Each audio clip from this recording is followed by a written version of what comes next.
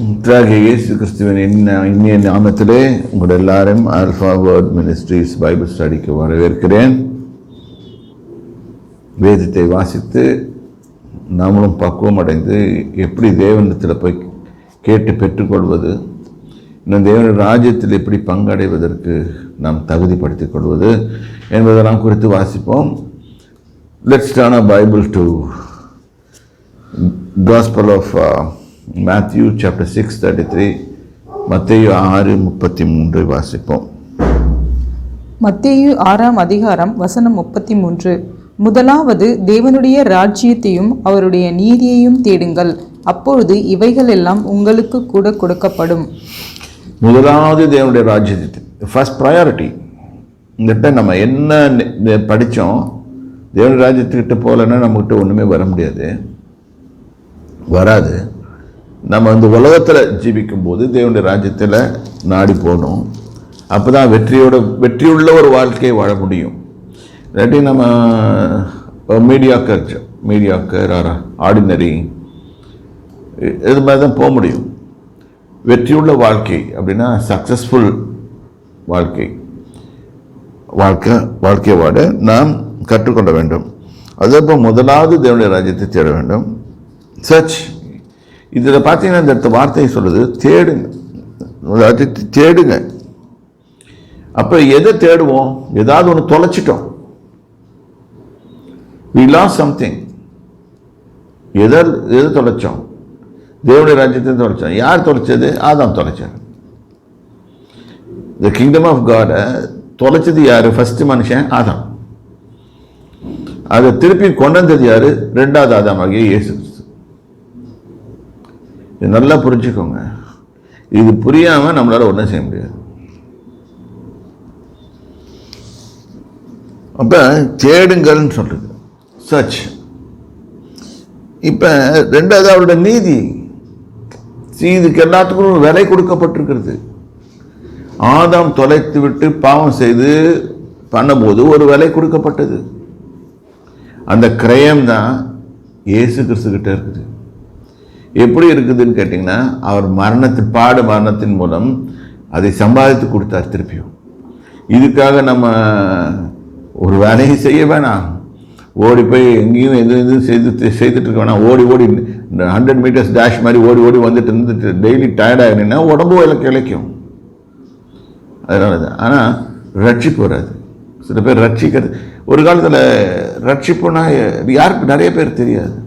எதுலேருந்து ரட்சிப்பு? எல்லாத்துலேருந்து ரட்சிப்பு. இப்போ தேவனுடைய ராஜ்யம் எல்லாத்துலேருந்து தான் ரட்சிப்பு கொடுக்குது. அது நல்லா பிடிக்கணும். அப்போ நம்மளுக்கு ஒரு இது மேலே கண்ட்ரோல் இருக்குது. ஒரு இதுக்கு, ஒரு ஹேபிட்டுக்கு நம்ம மேலே கண்ட்ரோல் இருக்குது. அதுலேருந்து ரட்சிக்கிறது தேவனுடைய கிருபை தான். அதுவும் ரட்சிப்பு தான். பாவம் நம்ம ஆட்கொண்டு இருக்குது, அதுலேருந்து விடுதலை செய்கிறதுக்கு ஒரு ரட்சிப்பு தேவை. அதுக்கும் தேவனுடைய ராஜ்யம் தான் வேலை செய்யுது.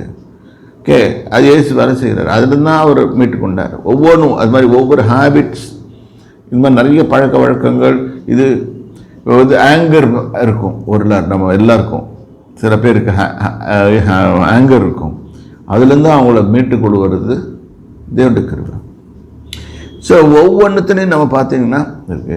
இதெல்லாம் தொலைச்சிட்டோம். நம்ம ஆதாம் பீரியடே தொலைச்சாச்சு. ஆதாமுக்கு பழம் சாப்பிட்றதுக்கு முன்னாடி கோவம் வந்துச்சான்னு தெரியாது. ஆதாம் பழம் சாப்பிட்ட பிறகு தன்னோட நிர்வாணின்னு கண்டுபிடிச்சிட்ட பிறகு அவன் பேச்சே வேற மாதிரி இருந்துச்சு. அது விட்டு தேவன் வரைக்கும் சாதாரணமாக பேசியிருப்பான். இன்னும் தேவன் தினமும் பேசிட்டு போனார் அவன். ஆனால் அவனுடைய இது முடித்த பிறகு இப்போ நீர் கொடுத்த ஸ்திரியானவள், நிர்வாணி, இந்த வார்த்தையெல்லாம் விடுறாரு. அப்புறம் அவரே ஒரு எஃபர்ட் பண்ணுறாரு. என்ன எஃபர்ட் பண்ணுறாரு? இலையிலனால ட்ரெஸ் போட்டுக்கிறாரு. நீங்கள் வேணால் டெஸ்ட் பண்ணி பாருங்கள். இலையினாலே அது ட்ரெஸ் தைச்சி போட்டு பாருங்கள். ட்ரெஸ் தைச்சி போட்டு உட்காந்து எந்திரிச்சிட்டு என்ன ஆகுதுன்னு பார்க்கலாம். ஒன்றுமே இருக்காது, எல்லாம் போயிட்டுருக்கும். அந்த அறிவு கூட நம்மளுக்கு இல்லாமல் போயிடுச்சு. இப்படி தான் பிசாசு நம்மளை ஏமாற்றுது. பரவாயில்லடா ட்ரெஸ்ஸுன்னு இதுன்னா அவமானம், ஒரு ட்ரெஸ் தான் நான் கொடுக்குறேன். இன்றைக்கி நிறைய மக்களுக்கும் இது மாதிரி தான் அறிவெல்லாம் கொடுக்குறான். இதெல்லாம் பார்க்காதடா, நல்லா இல்லை, உன் இஷ்டத்துக்கு நீ வாடு அப்படின்ற அறிவை கொடுக்குறான். நம்மளும் அறிவு மிகுந்தினாலே ரொம்ப காரியங்களே செய்துடும். இப்போ சின்ன பிள்ளைங்களுக்கெல்லாம் இப்போ ஃப்யூச்சரில் என்ன வருதான், ஒரு இது மாதிரி கண்ணாடி மாதிரி கண்ணாடி கூட இல்லை, ஒரு சின்ன இது மாதிரி போட்டுட்டு இப்படி ஒரு இது பண்ணிடுறாங்கம்மா. இது வரையும் அவங்க என்னென்ன நினைச்சாங்களோ அதெல்லாம் வருமா. சம்திங் ஆர்டிஃபிஷியல் இன்டெலிஜென்ஸ் இதை ஃபிக்ஸ் பண்ணி இது கொண்டாட போகிறாங்க. இது படித்தேன் அன்றைக்கி டிவிலேயே இது போட்டு காமிச்சிட்டு இருந்தான்.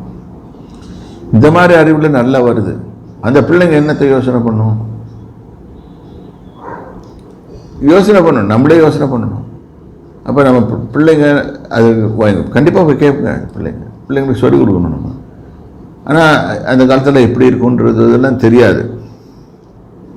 ஆனால் இங்கே நம்ம வேதத்தை வாசிக்கும் போது முதலாவது தேவனுடைய ராஜ்யத்தையும் அவருடைய நீதியும் தேடு, அப்பொழுது இதெல்லாம் தன்னால் வந்துடும். எது நம்ம தேடுறது அத்தனையும் வந்துடும்.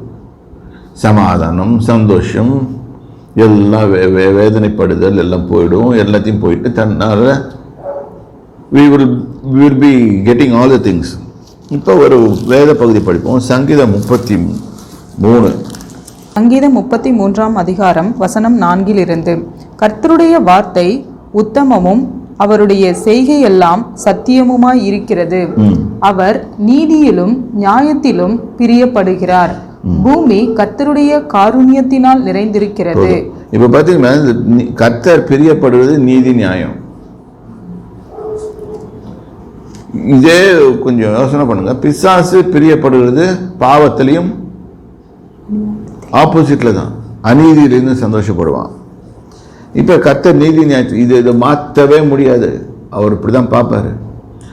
ஒரு மனுஷனை அவர் பார்க்கும்போது ஃபஸ்ட்டு பார்க்கறது அவன் எப்படி நீதி உள்ளவன்னு பார்ப்பார்.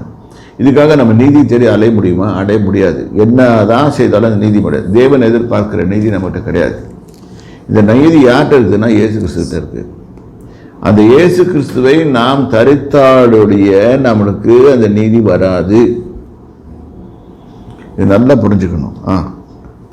கர்த்தருடைய வார்த்தையினால் வானங்களும் அவருடைய வாயின் சுவாசத்தினால் அவைகளின் சர்வ சேனையும் உண்டாக்கப்பட்டது. அவர் சமுத்திர ஜலங்களை குவியலாக சேர்த்து ஆழமான ஜலங்களை பொக்கிஷ வைப்பாக வைக்கிறார். டீப்ல என்ன வச்சிருக்காராம்? ட்ரெஷர் வச்சிருக்காராம். நம்மளால ட்ரெஷர் தெரியும். அங்கே மேலே போவானா, கீழே போனாலே போதும். ஆனால் கீழே தான் போகிறது அவனுக்கு ரொம்ப கஷ்டம். ஏன்னா ஒரு 10,000 அடி வரைக்கும் மேக்ஸிமம் போவாங்க. அது கீழே போனால் வெடிச்சு செத்து போடுவாங்க. ஏன்னா வாட்டர் ப்ரெஷர்னு இருக்குது. ஒரு ஸ்கொயர் இன்ச்சுக்கு இவ்வளோ வாட்டர் ப்ரெஷர் இருக்குது. அந்த வாட்டர் ப்ரெஷர் உள்ளே வந்த உடனே டப்புன்னு எவ்வளோ பெரிய சப்மரீனாக இருந்தாலும் காங்க் ஆகிடும், உடஞ்சிடும், பிச்சுக்கிட்டு போயிடும். உள்ளே இருக்கவங்களாம் செத்து போயிடுவாங்க. படிக்கணும். பூமி எல்லாம் கர்த்தருக்கு பயப்படுவதாக, உலகத்தில் உள்ள குடிகள் எல்லாம் அவருக்கு அஞ்சு இருப்பதாக. அவர் சொல்ல ஆகும், அவர் கட்டளையிட நிற்கும். கர்த்தர் ஜாதிகளின் ஆலோசனையை விருதாவாக்கி ஜனங்களுடைய நினைவுகளை அவமாக்குகிறார். கர்த்தருடைய இங்கதான் நம்ம கேட்கணும். நம்ம 1000 யோசனை பண்ணுவோம், ஏன் நடக்கிறது இல்லை? அதெல்லாம் நீங்க என்ன போட்டிருக்கு? ஜாதிகளுடைய அவருடைய என்ன போட்டிருக்கு? கர்த்தர் ஜாதிகளின் ஆலோசனையை விருதாவாக்கி. அவர் தனக்கு இஷ்டமானதை செய்வார். ஏன்னா everything was created by him. ஜனங்களுடைய நினைவுகளை அவமாக்குகிறார். கர்த்தருடைய ஆலோசனை நித்திய காலமாகவும் அவருடைய இருதயத்தின் நினைவுகள் தலைமுறை தலைமுறையாகவும் நிற்கும். ஜனங்களுடைய ஆலோசனை நிர்மூலமாக்குறான்றாரு. ஏன்னா இவன் ஏதாவது யோசனை பண்ணிட்டு இருப்பான், அதெல்லாம் ஒர்க் அவுட் ஆகாது. சரியா? நித்தியமாக வச்சிருக்காரு. ரெண்டாவது அவருடைய ஆலோசனை நித்திய காலமாகவும், தேவனுடைய ஆலோசனை, அதாவது தேவனுடைய ராஜ்யத்தின் ஆலோசனை எப்படி இருக்கும்னா நித்திய காலமா இருக்கும். It will not change. He will not change. God cannot change. வேதத்தில் ஒரு அருமையான ஒரு வார்த்தை போட்டிருக்குது, இயேசு கிறிஸ்து நேற்றும் என்றும் என்றும் மாறாதவராயிருக்கிறார். He cannot change. அவரை திருப்பி போடுங்க, என்ன பண்ணுங்க, he will not. அவர் அப்படியே தான் இருப்பார். ஸோ அவருடைய இருதயத்தின் நினைவுகள் எல்லாம் தலைமுறை தான். நம்முடைய அவர் பார்த்து நம்ம செலக்ட் பண்ணும்போது இந்த தலைமுறைன்னு பேசுறாரு. வேதத்தில் நீங்கள் நிறைய இடத்துல வசனத்தை வாசனம் இந்த தலைமுறையாக அவர் கர்த்தர் மக்களை தெரிந்து கொண்டிருக்கிறார். அதனால தான் அவர்கள் இஸ்ரவேல் புத்திரர்கள் அவ்வளோ அக்கிரமம் செய்த போதும் அவர் அந்த விடவில்லை. ஏன்னா அவருடைய வாக்கு தலைமுறையாக. ஏன்னா அவன் தப்பு செய்தவன் அழிக்கப்படுவான், ஆனால் அவன் பேரப்படி எங்கேயோ இருக்கும், வரும். அது இத்தனை வருஷத்துக்கு அப்புறம் அவர் தூக்கிட்டு போயிடுவார், அவர்கிட்ட தான் இருக்கும். அதனால அவருடைய ரட்சிப்பு தலைமுறையாக இருக்கும். அதுவும் நல்லா புரிச்சுக்கோங்க. கர்த்தரை தங்களுக்கு தெய்வமாக கொண்ட ஜாதியும் அவர் தமக்கு சுதந்திரமாக தெரிந்து கொண்ட ஜனமும் பாக்கியம் உள்ளது. கர்த்தர் வானத்திலிருந்து நோக்கி பார்த்து எல்லா மனு புத்திரரையும் காண்கிறார். இதை ரொம்ப முக்கியமாக கவனிக்கணும். நம்ம உட்காந்து பேசுறோம், யாரும் பார்க்கல, சண்டை போட்டுக்கிறோம், யாரும் பார்க்கல அப்படின்னு நினைச்சிட்டு இருப்போம். ஆனால் தேவன் அதை பார்த்து கொண்டிருக்கிறார். யார் என்ன செய்கிறாங்களோ இல்லையோ, தேவன் எல்லாவற்றையும் கவனித்து கொண்டிருக்கிறார். அவருக்கு வேலை இல்லையா? எப்படி ஒரு ஆளால் இது எல்லாத்தையும் கவனிக்கணும்? பூமியில 750 பில்லியன் இருக்கிறாங்கன்னு நினைச்சுக்கோங்க ஜனங்கள். அவங்க பாஸ்ட், பிரசன்ட், ஃபியூச்சர் எல்லாத்தையும் எப்படி அவருக்கு, அதுதான் கடவுள். ஆம்னிபொட்டன்ட் அண்ட் ஆம்னிப்ரெசன்ட் எல்லாவற்றையும் அவருக்கு தெரியும். அதான் சொல்றாரு, அவர்கள் உருவாக்கப்படும் நாட்கள் முதல் கொண்டு அதுக்கு முன்னால் இருந்து எனக்கு தெரியும். இன்னைக்கு தான் அதனால தான் நம்ம ஜெபம் பண்ணும்போது நம்ம யாருன்னு சொல்லி கர்த்தர்ட்ட இன்ட்ரடியூஸ் பண்ண தேவையில்லை, அவருக்கு நல்லாவே தெரியும். இது ஒரு தைரியமான வார்த்தை. நான் யார் என்பது உமக்கு தெரியும் ஐயா, எனக்கு தெரியாது. ஜெபம் பண்ணும்போது இப்படி ஜெபம் பண்ணி பாருங்க, ஐயா எனக்கு என்னை பற்றி தெரியாது, என் இருதயத்தில் என்ன ஒளிஞ்சிருக்குதுன்னு தெரியாது, ஆனால் உமக்கு என்னை பற்றி நல்லா தெரியும். நான் யார், எங்கிருந்து வந்தவன், எல்லா விஷயமும் உமக்கு தெரியும்.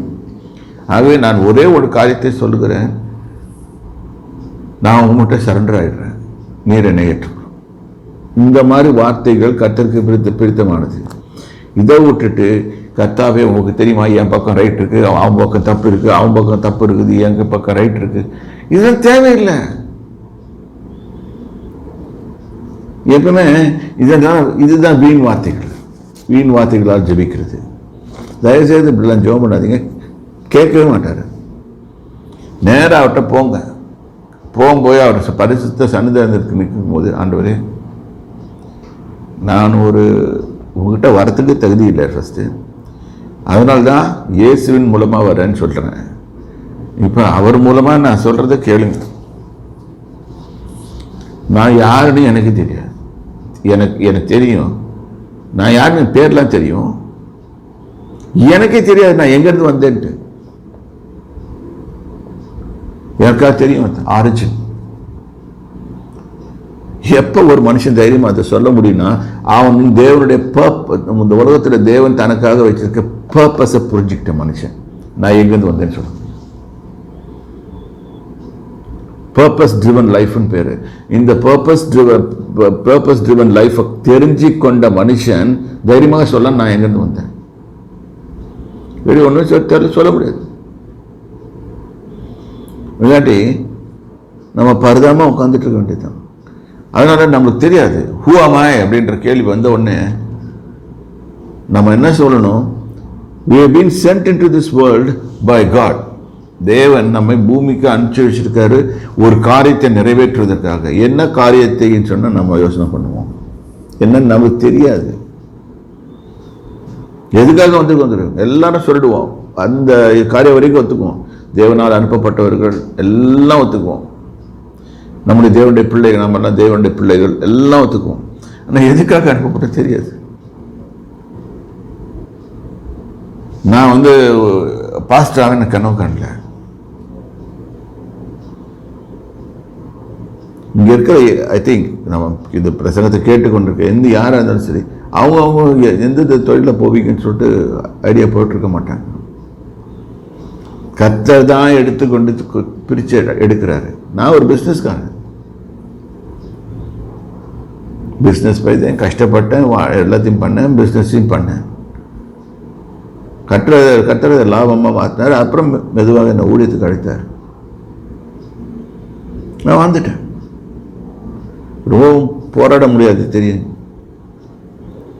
ஏனென்றால் நான் போராடி தேவனோட போராடி நான் மேற்கொள்ள முடியாது. அவர் சொல்றபடி கேட்டுட்டா நல்லது. ஏன்னா அவருடைய பர்பஸ் இப்போ விளங்குது. எதுக்காக நான் ஒரு இடத்துல வேலை செய்தேன், எதுக்கு இதெல்லாம் சொல்லி கொடுத்தாரு, எதெல்லாம் இதை கற்றுக்கிட்டேன், இப்போ அதெல்லாம் நான் கற்றுருக்கேன் உபயோகிக்கலாம். ஆனால் கொஞ்சம் வித்தியாசமாக உபயோகிக்கலாம். ஸ்ட்ராட்டஜி மாறும். தேவனுடைய ராஜ்யத்தின் ஸ்ட்ராட்டஜி மாறும். ஆனால் எல்லாமே ஒரு பிரின்சிபல் ஒரு மாதிரி தான் இருக்கும். இது நல்லா புரிஞ்சு வச்சுக்கோங்க. கர்த்தர் நம்மளை பார்த்து கொண்டே இருக்கிறார். படிங்க. தாம் வாசமாய் இருக்கிற ஸ்தானத்தில் இருந்து பூமியின் குடிகள் எல்லார் மேலும் கண்ணோக்கமாய் இருக்கிறார். சரி, அவர் கண்ணோக்கமாக இருக்கிறார், பார்த்துக்கிட்டே இருக்கிறார். அப்படின்னா நம்ம இண்டிவிஜுவலாக நீங்கள் காலைல எந்திரிக்கிறது நீங்கள் படுக்க போகிற வரைக்கும் நீங்கள் பார்த்துட்டு இருக்கிறாரு. அது ஒரு வேலை இல்லையா என்று சிலர் கேட்கக்கூடும். இல்லை, அவர் நம்ம நேசிக்கிறார், நம்மளை பார்த்து கொண்டு இருக்கிறார். நம்ம எதுவும் தவறு செய்யக்கூடாதுன்றதில் அவர் உறுதியாக இருக்கிறார். நம்ம தவறு செய்தால் அவர் தடுக்க முடியாது, அது உண்மைதான். ஏன்னா அந்த சுயசுத்தத்தை நம்மளுக்கு விட்டு கொடுத்துட்டார் எப்போ. ஏனென்றால் நாம் அவர் சாயலின்படி அவர் ரூபத்தின்படி உருவாக்கப்பட்டிருப்பதால் டிசிஷன் மேக்கிங் அத்தாரிட்டியை, நல்லது கெட்டது அப்படின்னு சொல்லிட்டு டிசிஷன் மேக்கிங் அத்தாரிட்டியை நம்மகிட்ட கொடுத்துட்டாரு. இன்னைக்கு நமக்கு நல்லதா கெட்டதான்னு நம்ம தான் முடிவு பண்ணணும். நமக்கு தெரியும், ஆனாலும் தவறு செய்வோம். அதான் மாதிரி இப்ப பாருங்க, கண்ணோக்கமாக இருக்கிறார்.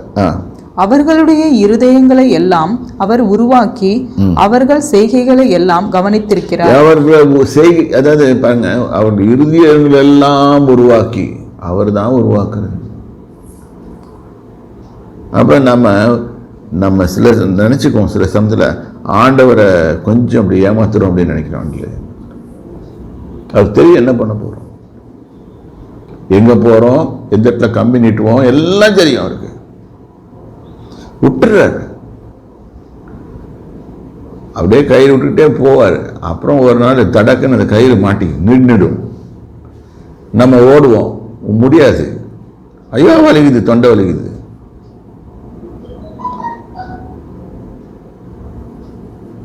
வாயினால் கட்டப்பட்ட குதிரை போல இருக்க வேணாம். மாட்டிச்சுன்னா அப்புறம் ஒன்றும் செய்ய முடியாது. சரி, படிங்க.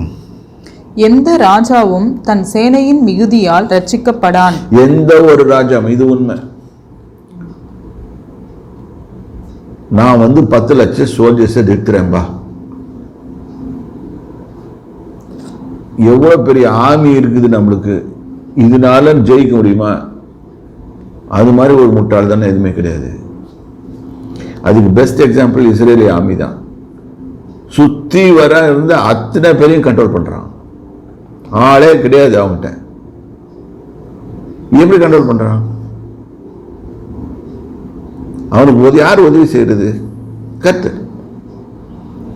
அவனை யாராவது அடிக்க முடியுமா? எல்லாம் அவங்ககிட்ட டெக்னாலஜி வாங்கிக்கிறாங்க, இது வாங்கிக்கிறாங்க. ஏன்?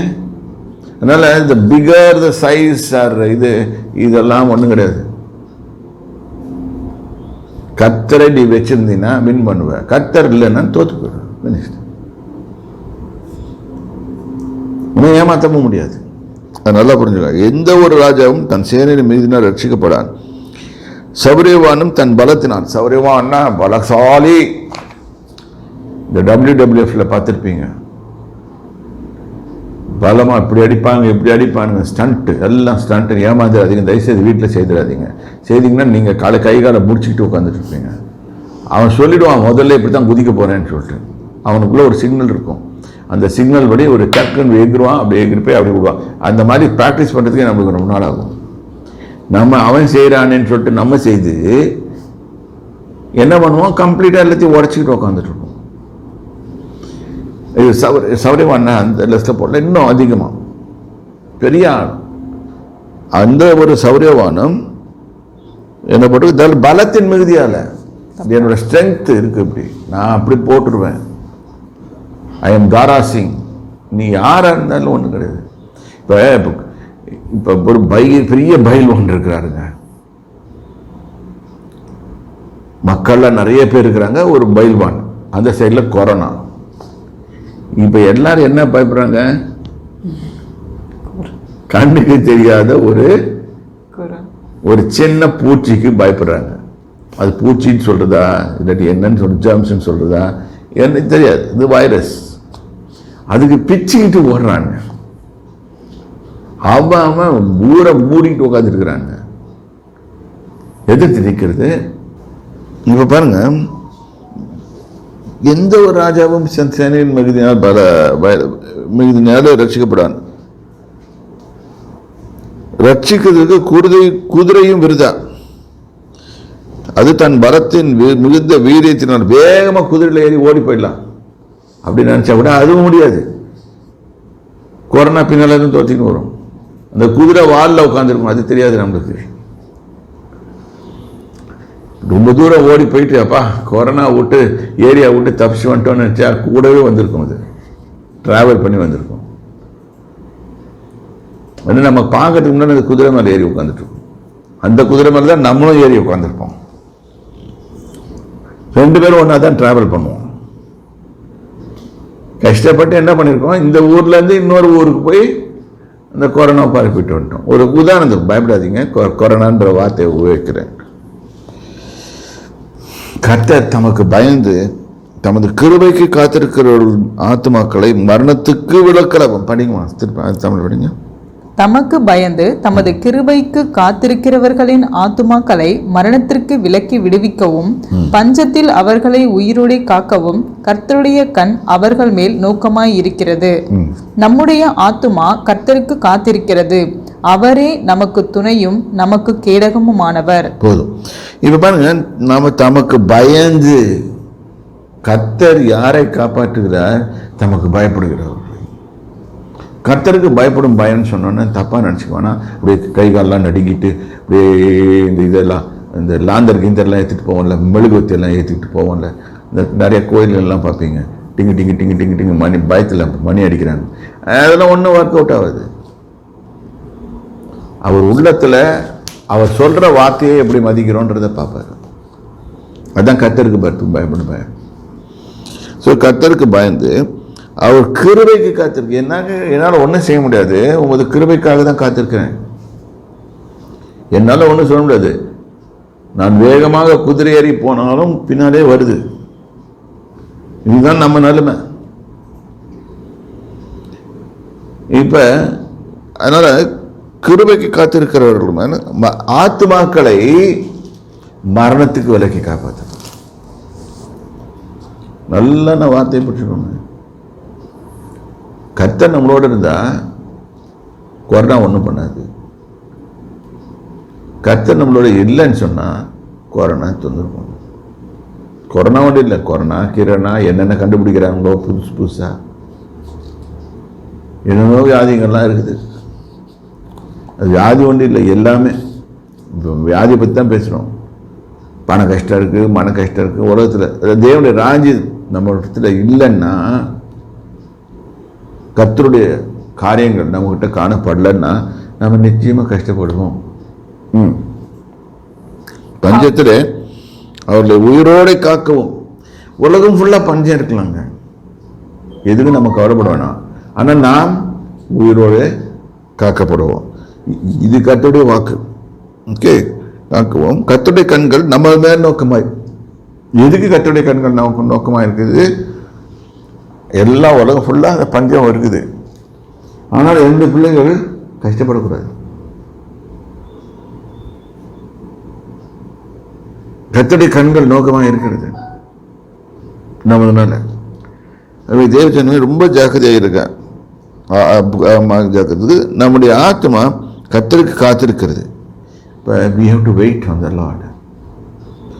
தேவனுடைய ராஜ்யம் நம்ம நிறைவேற நாம் காத்து கொண்டிருக்க வேண்டும். ஆண்டவரே, உங்களுடைய ராஜ்யத்தின் விசேஷங்களை எங்களுக்கு சொல்லிக் கொடுக்கும். இந்த பூமியில் நாங்கள் எப்படி வாழணும், அதுக்கு உங்களுடைய ராஜ்யத்தை பற்றி நம்ம படிச்சுதான் முடியும். உங்களுடைய ராஜ்யத்தின் ரூல்ஸ் என்ன, டீச் மீ, சொல்லிக் கொடுங்க.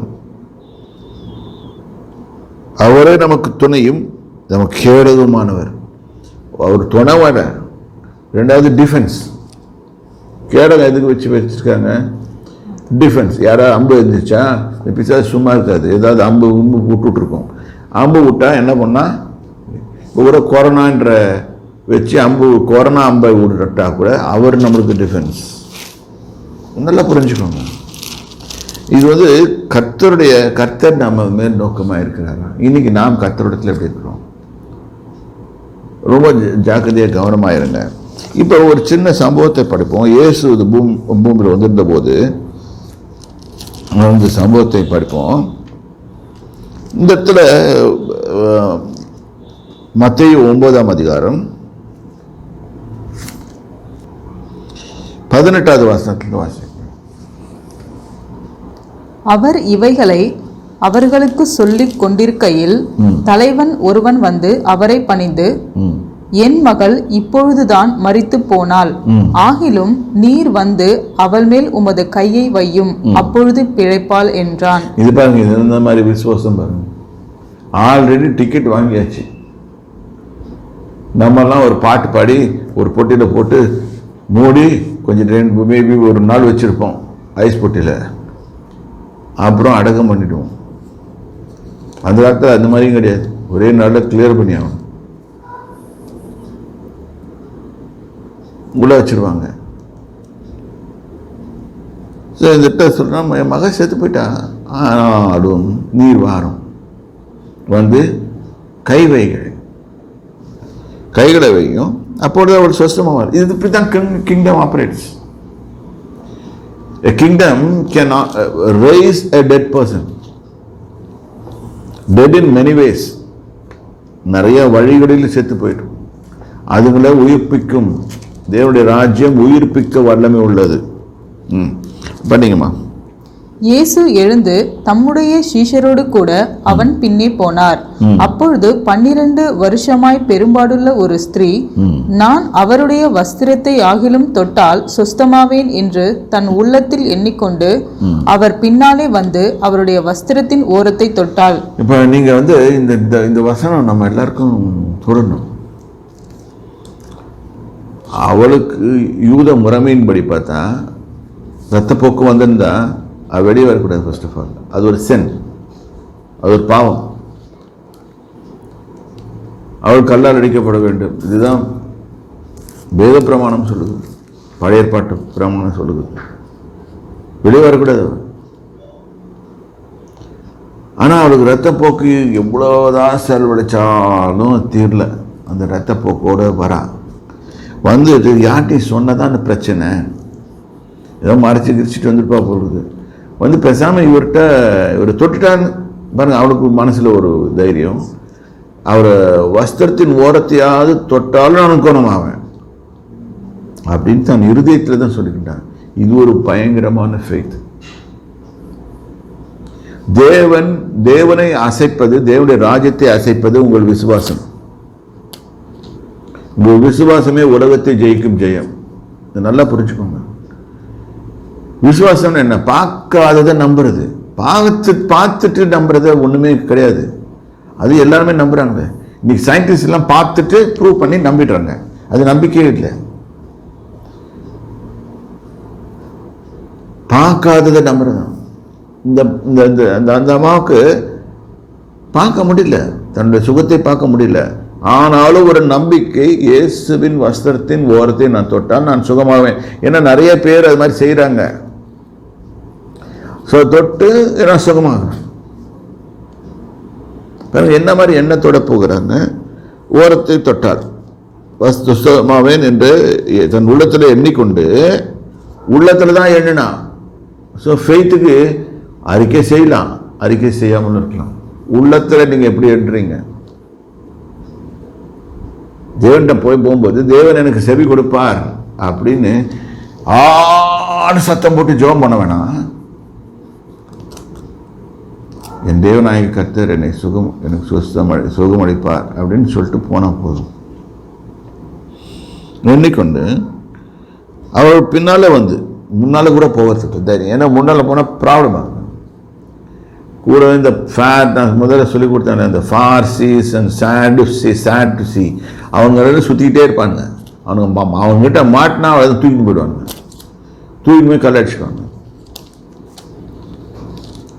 சும்மா சொல்கிறேன், இது நான் ஒரு இதுக்காக சொல்கிறேன். நான் அவங்க தான் பின்னால் ஓடிட்டு இருப்பாங்க, யாரை குறை கண்டுபிடிக்கலாம், யார் மேலே கல் அடிக்கலாம் அப்படின்னு சொல்லிட்டு.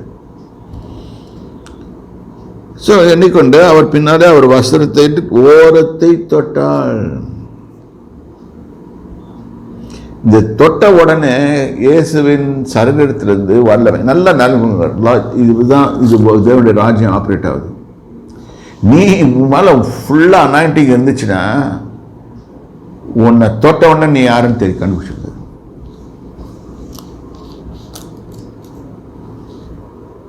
அவருக்கு தெரியும் தேவனுடைய ராஜ்யத்தின் ராஜா. அவருக்கு தெரியும் தன்னை தொட்டது யாரு.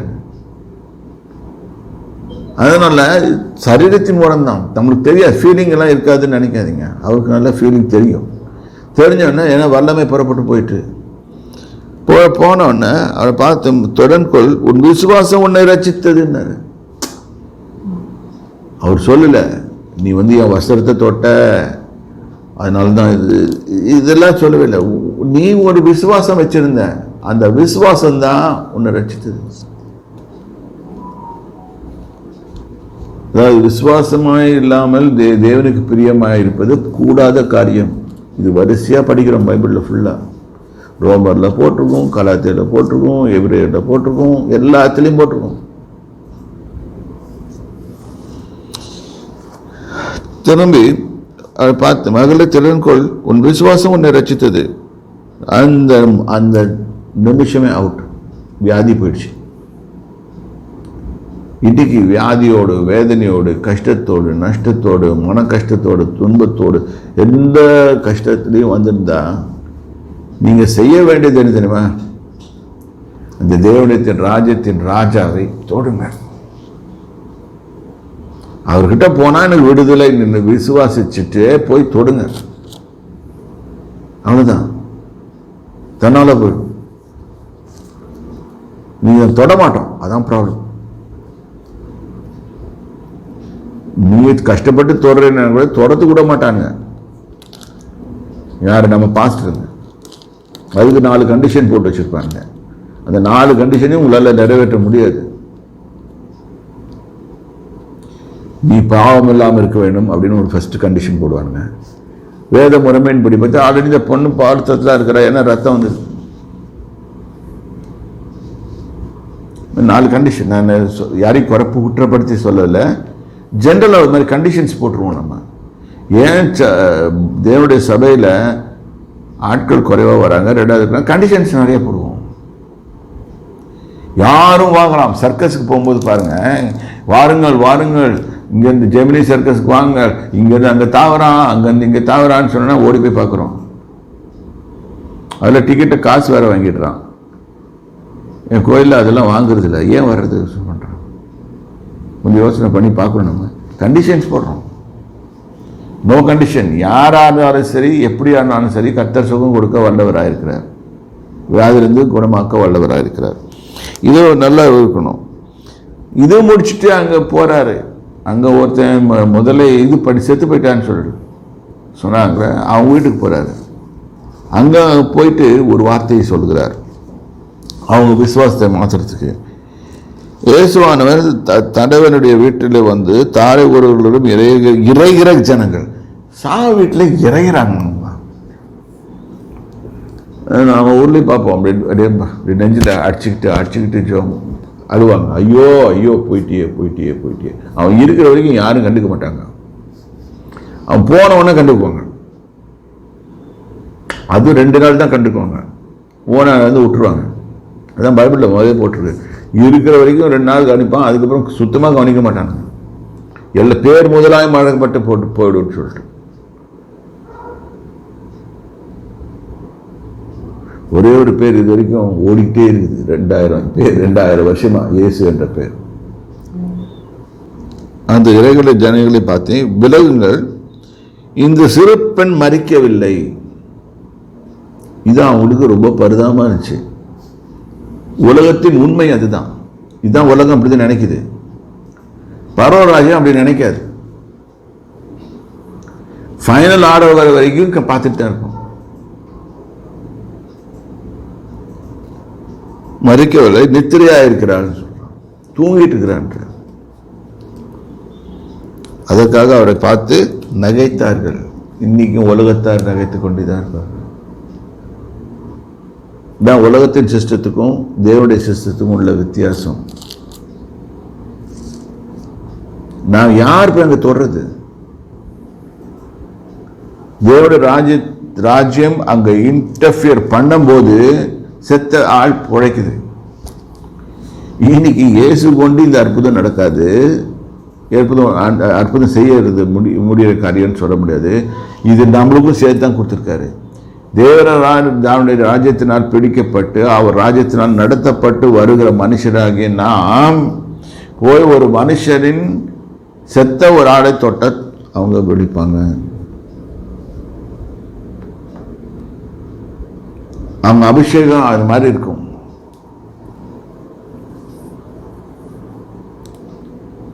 ஜனங்கள் வெளியே துரத்தப்பட்ட பின்பு துரத்து தான் போகணும். இந்த மாதிரி ஆட்கள் உள்ள இருந்துச்சுன்னா நோ பிசிக்கல் லாஸஸ். இப்படி அங்க இடத்துல லாசரு கதையில் அவர் சொன்ன மரித்தாலே நான் 4 நாள் ஆச்சு நாருமே. ரொம்ப லாஜிக்கல் கொஸ்டின். அவர் கேட்ட கேள்வி ரொம்ப லாஜிக். 4 நாள் ஒரு பணத்தை வச்சு பாருங்க என்ன ஆகும்னு. நாரி போயிடும். கேட்குறான், என்ன ஆண்டவரே சொல்றீங்க? அது உலகத்தின் முறை. தேவன்கிட்ட போகும்போது அது வித்தியாசம் இல்லை. Kingdom of God operates different way. அவரை பொறுத்த வரைக்கும் எல்லாமே உயிரோடு இருக்கணும். அதனால தான் நீங்கள் யோசனை பண்ணி பாருங்க.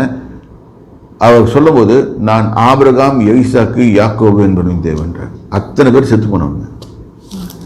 அதை சொல்லிட்டு அவர் சொல்றாரு நான் உயிரோடுள்ளவர்களுக்கு தேவன் சொல்றார்.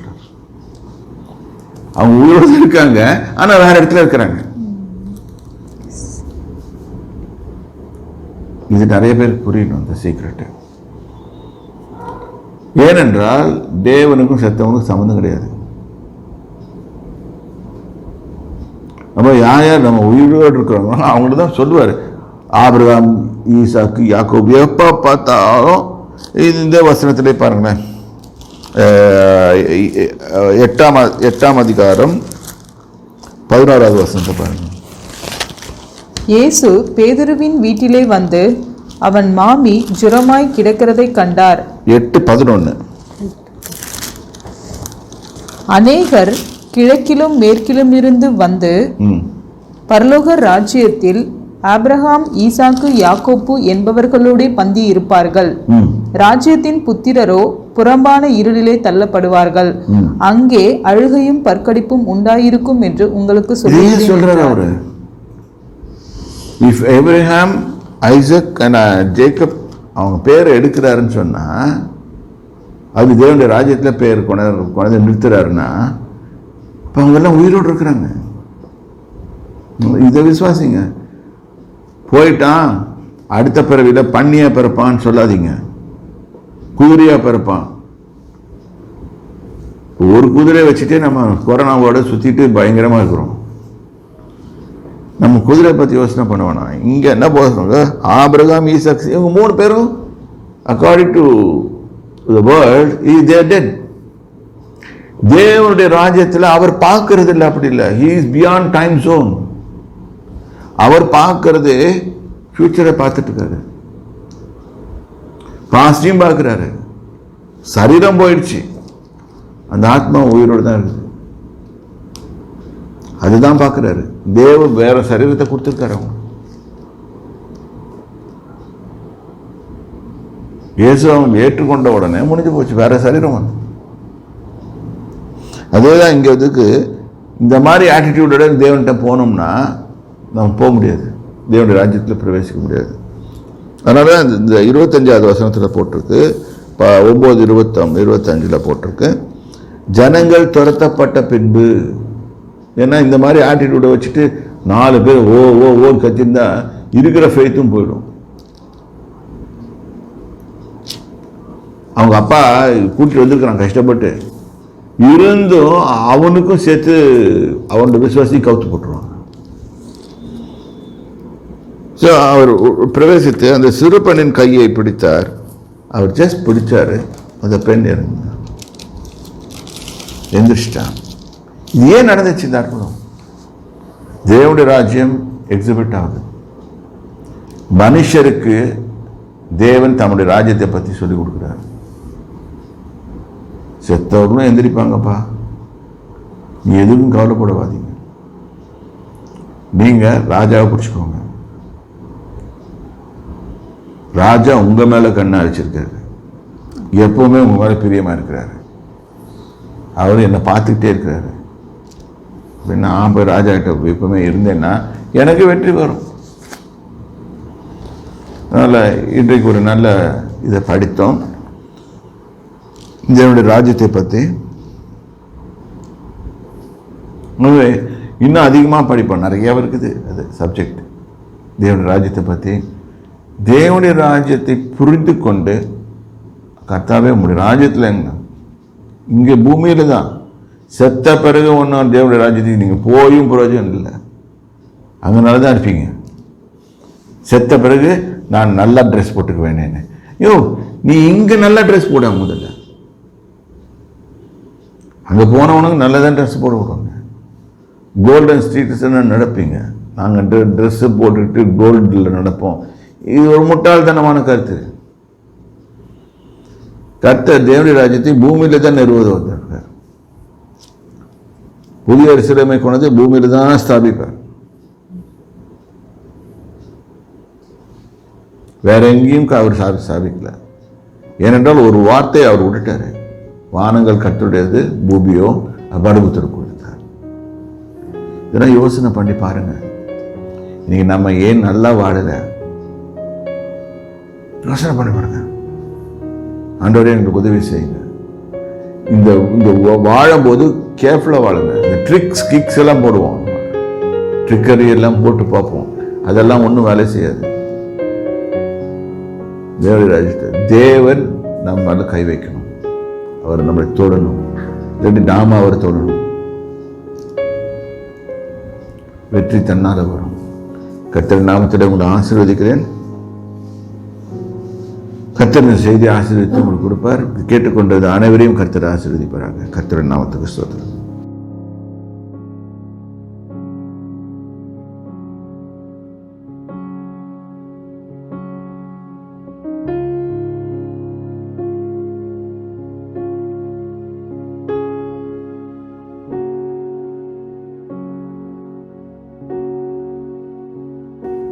ஒரு கர்த்தருடைய பந்திக்கு நேராக வந்திருக்கோம், பயபக்தியோட.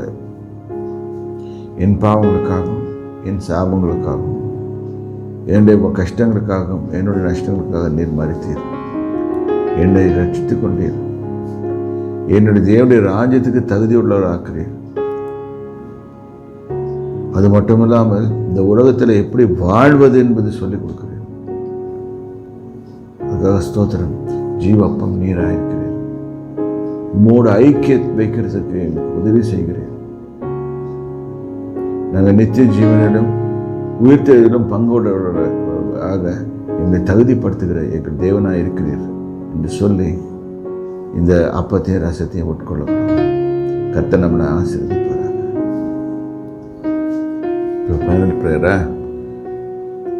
இப்போ ஜெபித்து கடந்து செல்வோம். தாப்பனே உண்மை நன்றியோட ஸ்தோத்திரிக்கிறோம். நீ கொடுத்த அருமையான வாக்குத்தத்தங்களுக்காக ஸ்தோத்திரம். கர்த்தாவே எங்களை ஆசீர்வதிமப்பா, ராஜ்யத்தின் மக்களாக மாற்றியர்கள், எங்கள் விசுவாசத்தை பலப்படுத்தும். கர்த்தாவே அந்த தகப்பன் கேட்டான், கர்த்தாவே விசுவாசிக்கிற ஆண்டவரே என் அவிசுவாசம் நீங்கும்படி செய்யும், நீங்கள் நிறைய பேர் அந்த மாதிரி நான் இருக்கிறோம். எங்கள் அவிசுவாசம் நீங்கும்படி நீர் ஒருவரால் தான் செய்ய முடியும். எங்களை ஆசீர்வதியும் பலப்படுத்தும். நாங்களும் ராஜ்யத்தின் கிரியைகளை செய்யத்தக்கதாக என் தேவனாய கர்த்தர் கிருபை செய்வீராக. ஆசீர்வதி இயேசு கிறிஸ்துவின் நாமத்தில்.